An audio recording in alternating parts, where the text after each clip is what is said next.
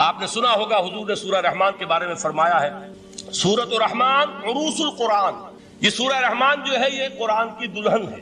جیسے دلہن کو آپ خوشنما لباس پہناتے ہیں، آراستہ پیراستہ اس کو گہنے اور اس کو زیور پہناتے ہیں، تو جس طریقے سے سجاتے ہیں آپ دلہن کو، اللہ تعالیٰ نے ایک سورت قرآن مجید میں یہ ایسی رکھی ہے سورہ رحمان کی، اسے خوب سجایا ہے۔ اس میں الفاظ کا در و بست، اس کا اپنا ایک ڈیوائن میوزک ہے۔ وہ تو اللہ تعالیٰ قراء جو ہے، خاص طور پر مصر کے قراء، اللہ تعالیٰ ان پر رحمت نازل فرمائے، ان کی خطاؤں سے درگزر کرے۔ جس طرح قرآن کے انٹرنسک میوزک کو انہوں نے واضح کیا ہے، واقعہ یہ ہے کہ اگر یہ لوگ نہ ہوتے، شیخ عبد الباسط محمد عبد الصمد، شیخ محمود خلیل الحسنی، یہ لوگ کہ جنہوں نے قرآن کے اس غنا میوزک، یہ لفظ جو ہے آپ حیران نہ ہو کہ میں یہ کوئی شاید توہین کر رہا ہوں قرآن کی، حضور نے یہ لفظ استعمال کیا ہے، تغنو، اس قرآن کو اچھی سے اچھی خوشلحانی کے ساتھ پڑھو۔ من لم یتغن بالقرآن فلیس منا، جو قرآن کو بہتر سے بہتر انداز میں، اچھی سے اچھی آواز میں، خوشلحانی کے ساتھ پڑھنے کی کوشش نہیں کرتا، وہ ہم میں سے نہیں۔ بلکہ ایک مرتبہ حضور رات کے وقت آپ گشت پر تھے اپنے ساتھیوں کے حالات معلوم کرنے کے لیے۔ حضرت ابو موسیٰ اشعری رضی اللہ تعالیٰ عنہ ایک صحابی ہیں، ان کے گھر کے پاس سے گزر ہوا، وہ رات کو تہجد پڑھ رہے تھے، کھڑے ہوئے کیف کے عالم میں قرآن تلاوت کر رہے ہیں۔ حضور کو بہت پسند آئی ان کی قرات، کافی دیر تک وہاں کھڑے سنتے رہے۔ اب انہیں کیا پتا کون سن رہا ہے، بالکل اسی طرح سمجھ لیجئے ایک بات یاد آئی ہے، حضور فرماتے ہیں کہ جس طرح کان لگا کر اللہ قرآن کو سنتا ہے، کسی چیز کو نہیں سنتا۔ ہمیں نظر نہیں آتا نا، ہمیں معلوم نہیں، ہم قرآن پڑھ رہے ہیں تو سننے والا کون ہے؟ سب سے زیادہ کان لگا کر خود اللہ۔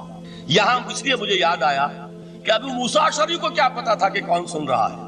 وہ اپنی کیفیت میں نماز میں تہجد میں قرآن کی تلاوت کر رہے تھے، اور ظاہر بات ہے ان کے گھر ایکڑوں میں بنے ہوئے نہیں تھے، ایک ایک کمرہ، ایک ایک کوئی حجرہ، ایسے تو گھر تھے نا صحابہ کے، لہذا حضور پاس سے گزرے، آواز آئی، کافی دیر سنتے رہے۔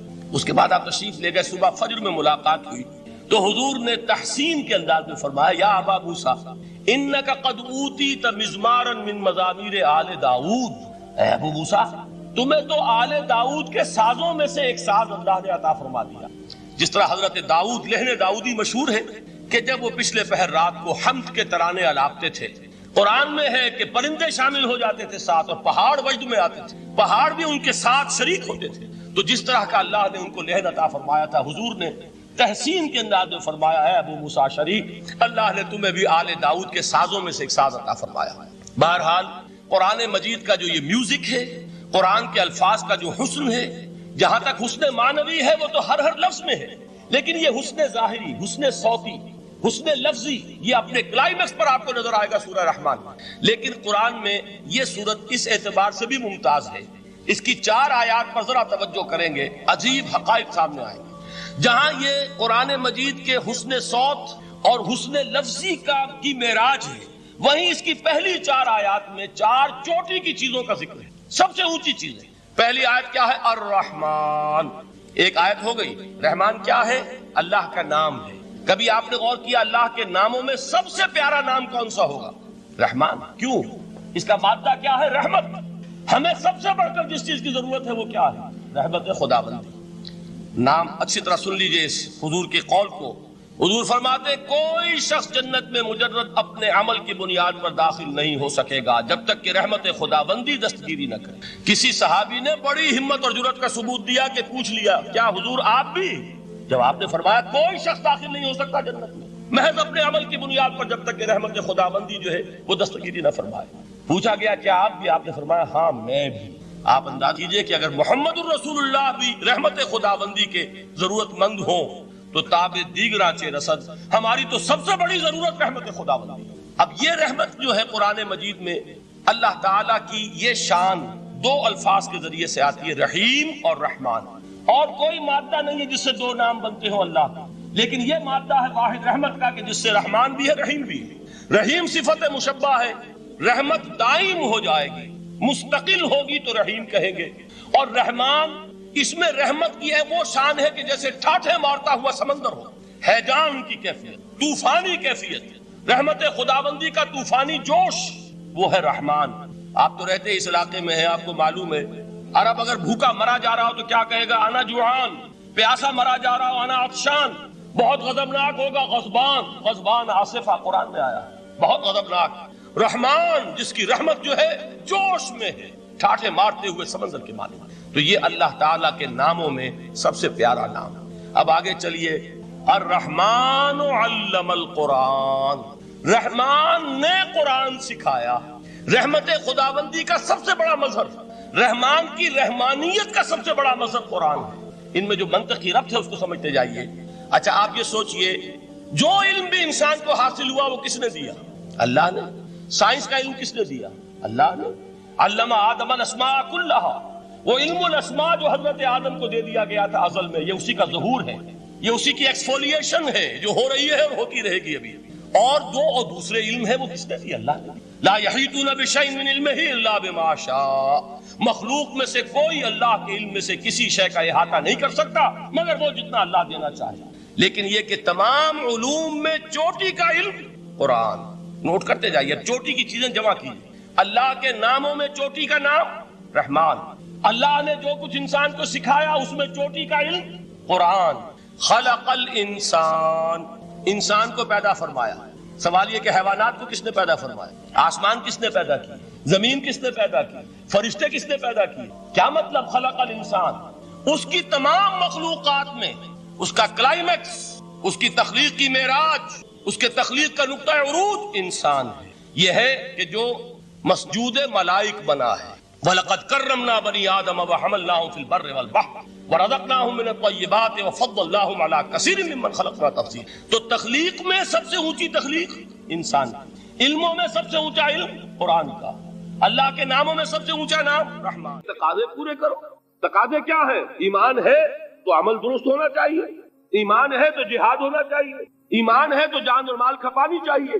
تو جو ایمان دوسرے لوگ جس طرح لائے ہیں، حمزہ بھی تو ایمان لائے ہیں، آخر ان کا راستہ تمہیں نظر نہیں آ رہا؟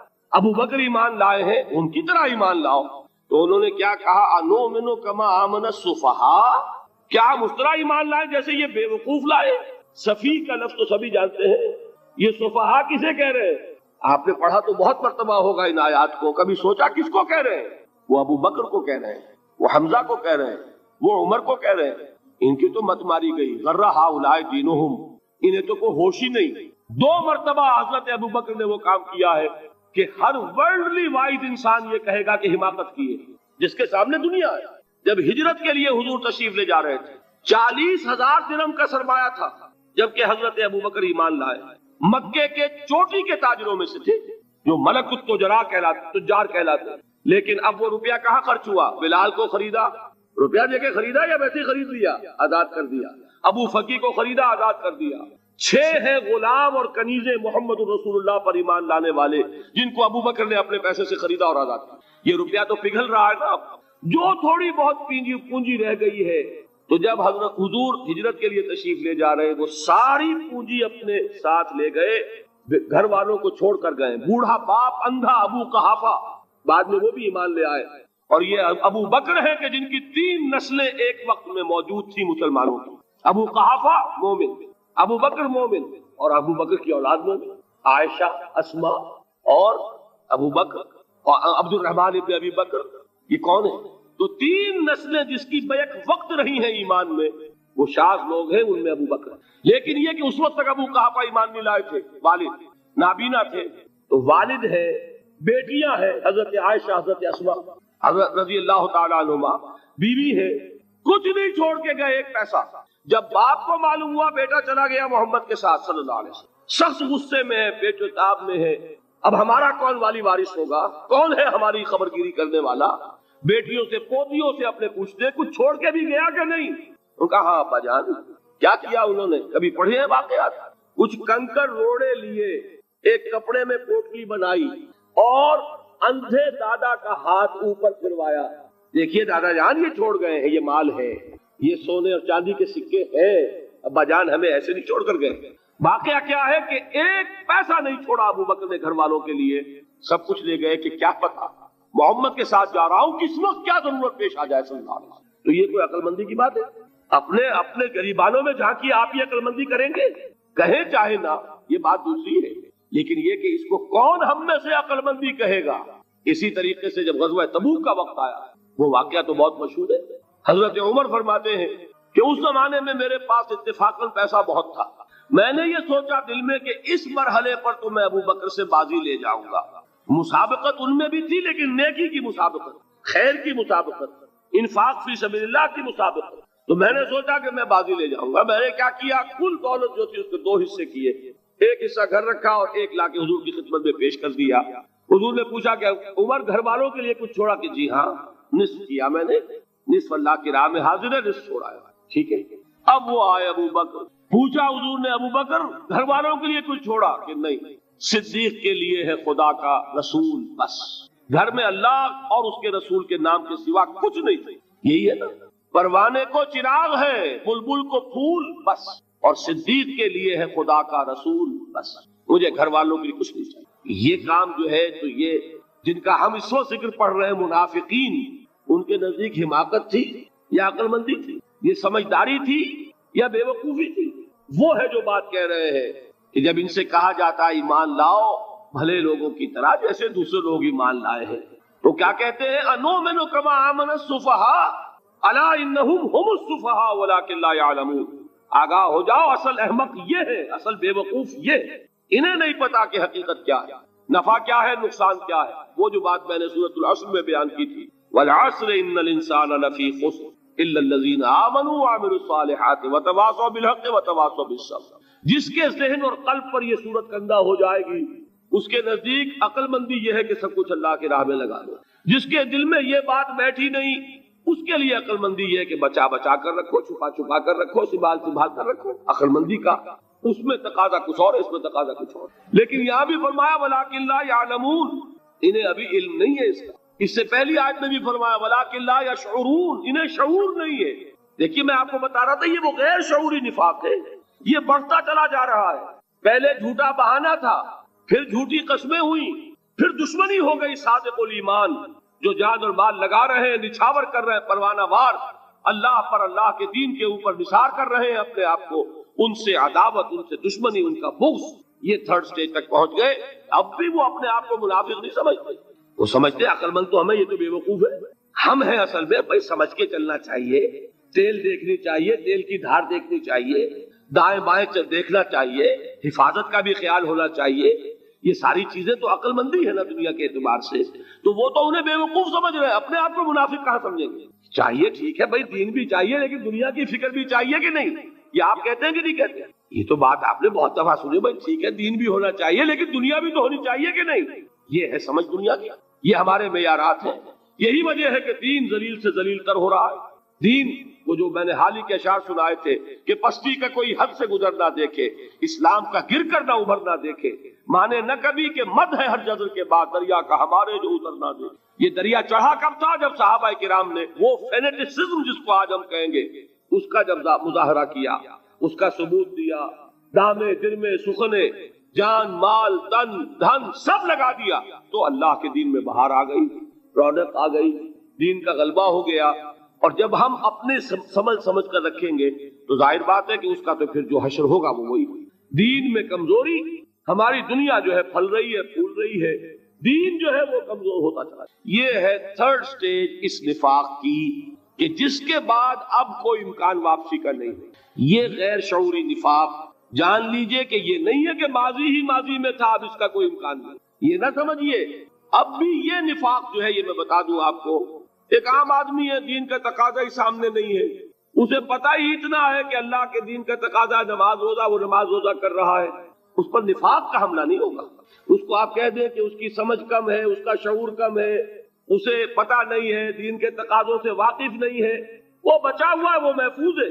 وہ جو میں نے آپ سے کہا تھا پرسوں, اور ایک صاحب نے جواب دیا مجھے بعد میں کہ آج آپ نے جو بات کہی ہے تو کل لوگ کم آئیں گے. آپ نے ڈرا دیا کہ یہ جو تقاضے دین کے سامنے آ رہے ہیں تو اس سے ذمہ داری بڑھ رہی ہے. اب جس نے سمجھ لیا ہے پھر پیچھے رہے, وہ نفاق کے خطرے میں ہے. جسے سمجھ ہی نہیں ہے وہ پھر بھی کوئی نہ کوئی عذر پیش کر سکے گا کہ اللہ ان مولویوں سے پوچھ جنہوں نے ہمیں بتایا نہیں, انہوں نے تو دین کے تقاضے ہمیں یہ بتائے نہیں, انہوں نے تو ہمیں نور اور بشر میں چکر دے کے لڑائے رکھا, ان سے پوچھ. اصل سے مجرم جو ہے وہ یہ ہے, وہ واقعہ یہ ہے کہ کسی درجے میں بچیں گے کہ دین چاہتا کیا ہے, دین کے تقاضے کیا ہے, توحید کی حقیقت کیا ہے, شرک کی حقیقت کیا ہے. اس کی طرف اگر توجہ ہی نہیں دلائی جا رہی اور اس غریب کو پتہ ہی نہیں, اسے پتہ ہی صرف یہ ہے کہ کھڑے ہو کر سلام پڑھنے میں اتنا فائدہ ہوتا ہے، وہ پڑھ رہا ہے بیچارہ، لہذا اس کا معاملہ آسان ہے بنسبت اس شخص کے کہ جس کے سمجھ میں آ گیا ہو، بات اس نے پالی ہو۔ دین یہ چاہتا ہے، دین اپنا غلبہ چاہتا ہے۔ علامہ اقبال نے غالب پر ایک جو نظم لکھی ہے باغ درا میں ہے، اس کا ایک شعر بڑا پیارا ہے، گیسوئے اردو ابھی منت پذیر شانہ ہے، شمع یہ سودائی یہ دل سوزی یہ پروانہ ہے۔ یہ دین جو ہے یہ تو چاہتا ہے کہ اہل ایمان پروانہ وار اس شمع پر نثار ہو، جانے لگا دے، گردنیں کٹوا دے۔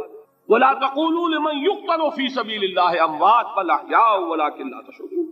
اور اگر اس سے پیچھے ہٹیں گے، قدم پیچھے ہٹا نہیں کہ نفاق کی زد میں آئے نہیں، وہ نفاق کی پہلی stage, second stage, third stage, وہاں پہنچ گئے، واپسی نہیں۔ اس کے لیے ایک اور دو آیات میں چاہتا ہوں کہ اس سے اس حقیقت کو اور سمجھ لیں اچھی طرح، تاکہ کوئی اشکال نہ رہ جائے۔ ایک آیت تو میں نے شروع میں پڑھی تھی، ایک نہیں ہے، یعنی ایک جگہ سے سورہ عنکبوت، اور ایک آیت ہے سورہ حج کی، وہ میں نے شروع میں تلاوت نہیں کی۔ سورہ حج کی آیت دیکھیے، اس قدر پیاری آیت ہے، دوسرے رکوع کے اندر آپ کو آیت ملے گی، سورہ حج 17ویں پارے میں ہے، نصف کے بعد شروع ہوتی ہے، اور اس کے دوسرے رکوع وَمِنَ النَّاسِ، اور لوگوں میں سے کچھ ایسے بھی ہیں، مَن يَعْبُدُ اللَّهَ عَلَى حَرْفٍ، جو اللہ کی بندگی کرنا چاہتے کنارے پر کھڑے ہو کر۔ ایک ہے منجھار میں کودنے والے کہ ہر جباد آباد ماں کشتی درا بنداختے، جیسے کہ طارق نے کیا تھا، ادھر ساحل اندلس پر قدم رکھا، ادھر کشتیوں میں آگ لگا دی، کہ کسی کے دل میں خیال ہی نہ آئے کہ واپسی بھی ہے، کوئی کسی کے ذہن میں سوال ہی پیدا نہ ہو کہ اب گھر واپس جانا ہے۔ طارق چمر کنارے اندلس سفینہ سو، گفتند کارے تو رہے عقل و خرد خطاس۔ دیکھیے وہی عقل اور بے وقوفی والی بات آ گئی، لوگوں نے کیا یہ طارق کیا کیا، عقل مندی کی روح سے تو یہ غلطی کی تم نے۔ عقل تو یہ سکھاتی ہے کہ ذرا سنبھل کر چلو، جذبہ یہ کہتا ہے کہ نہیں، واپسی کا کوئی سوال نہیں۔ اس نے اقبال نے یہی نقشہ کھینچا ہے کہ بے خطر کود پڑا آتش نمرود میں عشق، عقل ہے